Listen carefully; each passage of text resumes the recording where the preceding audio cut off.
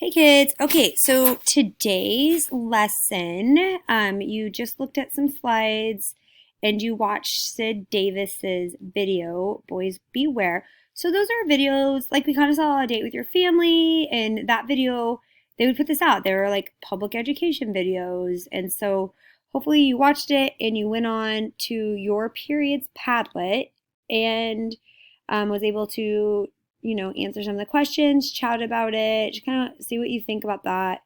Um, and yeah, now we're going to get started in examining the lavender scare in America and getting a better understanding before we dive into our documents and our essential question about the 50s and whether or not it was the dark ages for homosexuals in America. Okay, so the Lavender Scare, just a brief history. I know you guys have been keeping up, you kept up with your reading, you guys looked at the timeline. All good, because when you go to write about civil rights, you contextualize. I mean, oftentimes they'll give you a prompt. IB will give you a prompt that asks you, like, discuss the civil rights movement in the Americas, and they don't just mean like black civil rights. You can definitely discuss Black, Hispanic, Indigenous women, LGBTQ. I mean, there's a lot going on in this time period, so feel free to definitely compare and contrast and things like that. Okay, so the brief history of LGBTQ in the United States. In the colonies, we emphasize procreative sex. I mean, you think about it, we're talking like Puritans. They needed to, obviously reboost the population, especially in places like Jamestown, Virginia, where it was like dude fest and a bunch of people died. Okay. Homosexuality in the colonies equaled whippings, jails, and witch hunts. During the Victorian era in the 1800s, we see it's definitely a negative category, referred to like the third sex and inversion. And they emphasize defiancy and perversion. This is when, also during the Victoria age, where they're like really emphasize virginity for women and purity. And we see it linked with another religious awakening in the Americas. And then that dude right there, Sigmund Freud, as we work closer, getting into the 1900s, we have Sigmund Freud. He theorized sexuality as part of development. So oftentimes we will study like sexual development, and Freud usually comes up. Didn't know why some people had arrest of sexual development, is what he called it. And so a lot of followers that followed Freud took this to mean like, oh, there's a cure, like a cure exists to fix this. That's an interesting thing to look at in terms of cures, because I mean, horrible things would happen to people in history: conversion therapies, injections to try to fix homosexuality. Homosexuality starts to be considered a medical condition around this time, and many different psychological explanations will be basically given to homosexuality. It also means more treatments, and like I said, like there's a slew of treatments that are just like so inhumane, and oftentimes without consent. Like, people are like, you either go to jail or you have this treatment. So just terrible, terrible stuff. In 1952, the American Psychological Association classifies homosexuality as a sociopathic personality disturbance. So once it gets put on that list and in that book, it opens the doors for a lot of, oppression and harassment. Well, now we got to link this to the Red Scare, that Cold War, that thing. Remember, during the Cold War, obviously we had extreme paranoia of communism, fear of Soviet spies, especially after Ethel and Julius, and the successful Soviet test of the atomic bomb in 1949. Then we have 1950, Joseph McCarthy, and claims that there are 205 communists infiltrated into our government. Alger Hiss was then found guilty of treason earlier that same year, and there seems to be evidence of communism in higher levels. And this is going to freak people out. Remember the dot activity, like how do you know if somebody's a communist, that activity that we did. So a lot of finger pointing. We have the McCarthy hearings, and McCarthy uses fear to create this hold over government. We'll see influences in foreign policy. He'll attack Democrats, create false accusations, even accuses the military of having communists. So that kind of builds a little bit of background. Now let's dive deeper into more of the context building of homosexuality in America. Here's some terms and concepts y'all should know. So in the 1940s to 1950s, we do have the homophile movement in the US. This begins, and it's definitely like special interest association that's like formed by five homosexual men who had met through their involvement in communism. So there's that link, like these five homosexual men are leaders, and they're also like met through communist meetings. And so that's where like some of the link starts to be like, oh, all homosexuals must be communists or could easily be influenced by communists. So yeah, sadly. 1960 to 1970s, we see the gay liberation movement. It's a social and political movement in the late 60s and even really going into the mid 80s. We'll talk about, and I have one of those films posted on this week's sheet. There's a great film about the AIDS epidemic hitting San Francisco and what that was like. And so really into the 80s, that's like the pivotal moments for gay liberation, for I'd say like the first wave, if you will.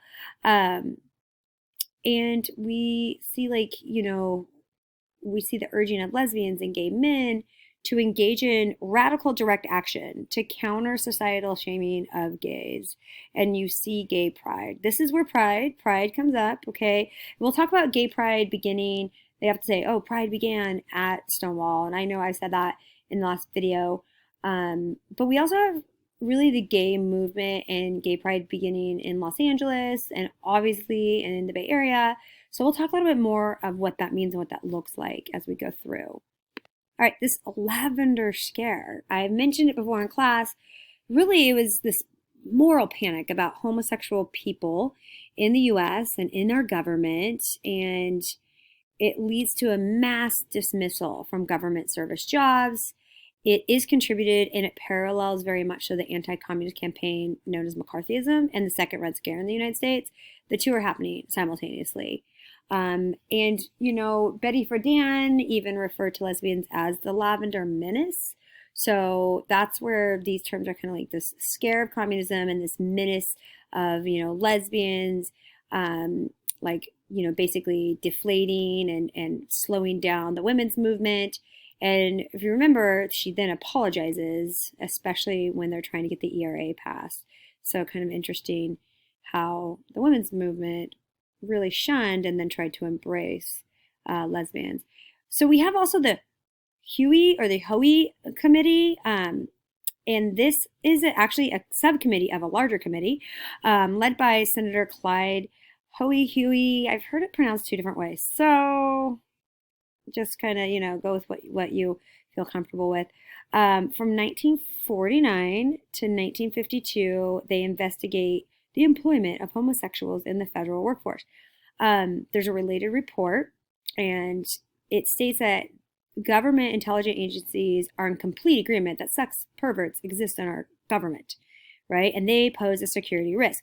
And one of the quotes is, one homosexual can pollute a government office. And so it's just like this report that leads to this purging of these people that work for the government. Now, how do people know if you're homosexual? Well, oftentimes there's no proof. There's only accusation. So it was even similar to what we saw in some way, shape, or form to the Red Scare. It's, I think this person's homosexual. I think this or that. And you can imagine, like, for men, you had to be very careful with your relationships and your friendships, because it just takes one person to kind of like, oh, I feel uncomfortable. I think he's into like, I think he might be a homosexual. For women, it's just historically women have had very close, intimate friendships. So that is, there's going to be, definitely kind of like a double standard on that one. It's going to be a little bit different. So keep that in mind. Some other terms, the FBI had a program called Sex Deviant Program. And J. Edgar Hoover, who is the head of the FBI, had this notorious file. There's a book on Amazon that actually looks really interesting. And these files, it wasn't just a file, you guys. It was huge, like 99 cubic feet.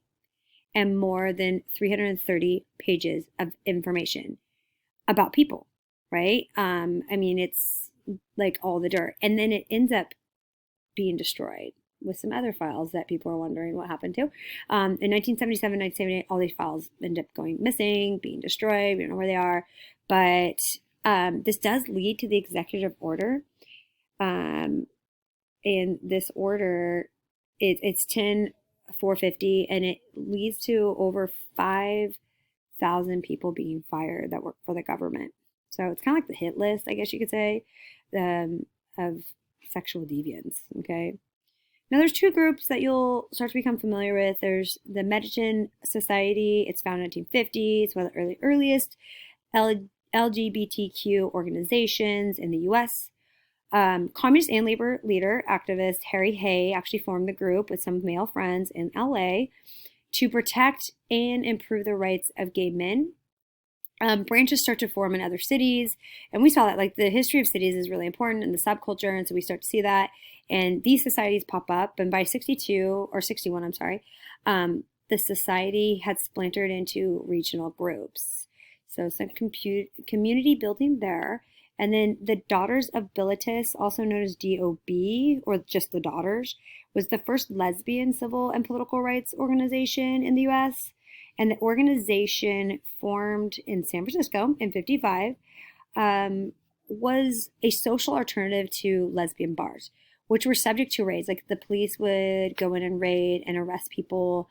And the DOB started to gain members, started to, have community. And part of having a community is publications and writing stories and just communicating, right, to support women who were afraid of coming out. Okay. And it's through their writings. In fact, they are I believe it was the DOB. Yeah, they're the ones that put together the ladder. And the ladder, you're going to see a picture in your documents called the ladder.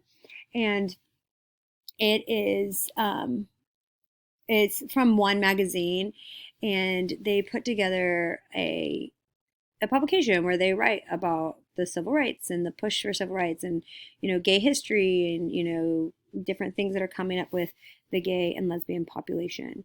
A couple of other things, when you look at military documents, it'll talk about blue discharge, and this was the blue ticket.